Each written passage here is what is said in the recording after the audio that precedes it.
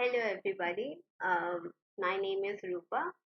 I am from Hyderabad, and I will be basically teaching you economics for CBSE class 12. So, just a tiny, mini introduction about me. I am a commerce graduate, and recently I have completed my CS examination. So that was about me. I will be taking economics. So before we actually start with the chapters, let me just give you a brief about what we have. See, so basically it is divided into two types. You have macroeconomics and you have Indian economic development. Macroeconomics will have five chapters. Uh, National income and related aggregates, which will be for 10 marks, money and banking for 6 marks. Then you will have determination of income and employment, 12 marks, government budget and economy, 6 marks, balance of payment for 6 marks. So, in total, 40 marks. Then you will have part B, which is Indian economic development, which will have only 3 units.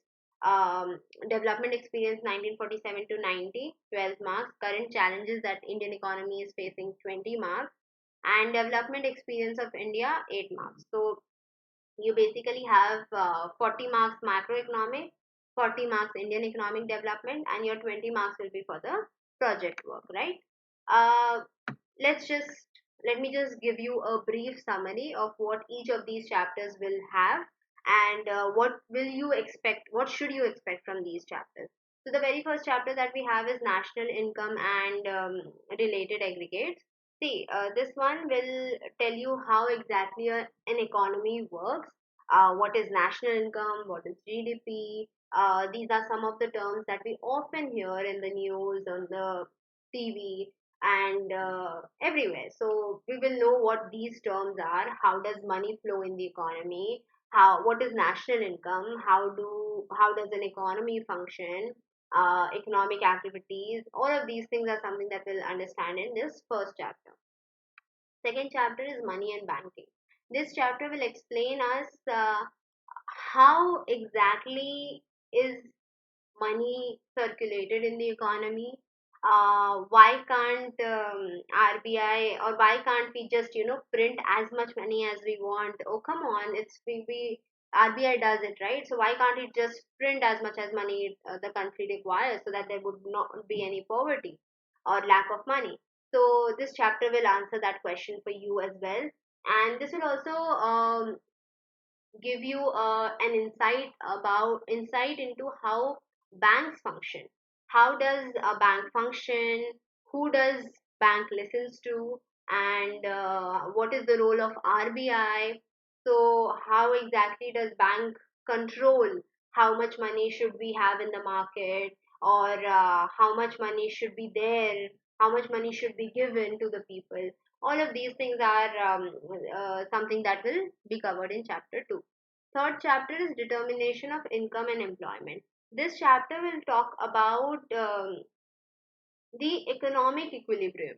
Okay, about employment, about unemployment, how does that affect the economy? What is equilibrium? We'll understand in that chapter. So this is unit 3 or chapter 3.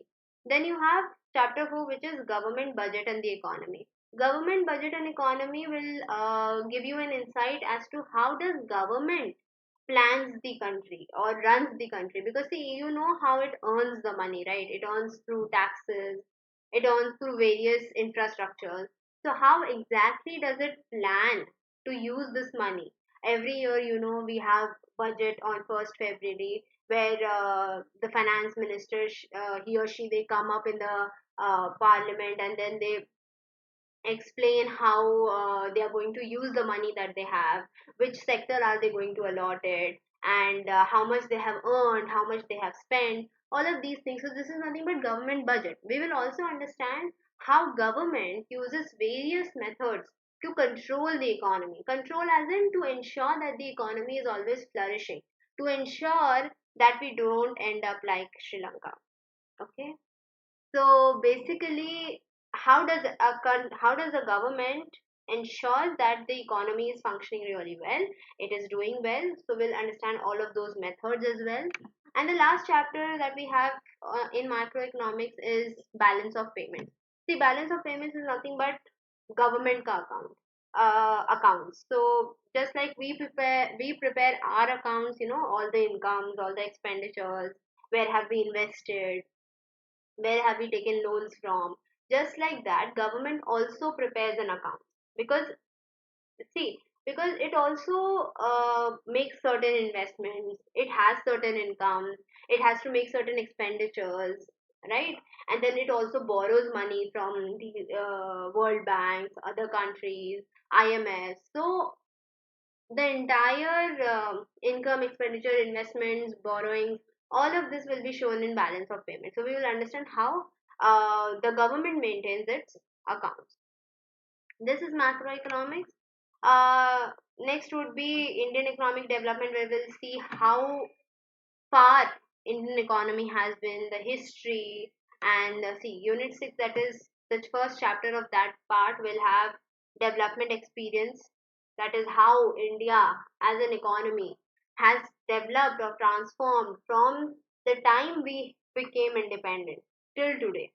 Okay, whatever the policies, which sector did we focus on, all of that. Then economic reforms. You must have heard about LPG. No, I'm not talking about the cylinder.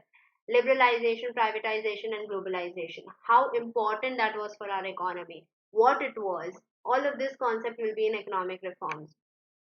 Concept of demonetization, GST. If you are very up to date or familiar with economic times, or have been interested at in these news, you will know what demonetization and GST is. And if you don't, we'll learn about it. Then last chapter is sorry, seventh chapter is, oh no, economic reform is a part of Unit 6 only. Unit 7 is current challenges that the economy is facing. What are the problems that we face? The human capital formation, rural development, unemployment, what is sustainable development? We'll learn about all of that. And last is development experience of India. We will make comparisons of our country with other countries to see what did we do right, what did we do wrong, what should we learn, and what is there in store for future, right?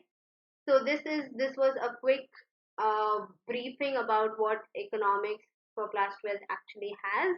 um, so we will obviously start with our lectures pretty soon, and I hope you have a really good time with me here, because and I hope you do let go, forgive of all the minute mistakes if I do make so, because this is also my first time uh, doing this. So let's hope that we have an amazing journey and we get to learn a lot. Um, yeah, that's all. So I'll see you in the next one, where we will start with our lectures. And I hope you have an amazing journey with me. So take care. I'll see you in the next one. Bye.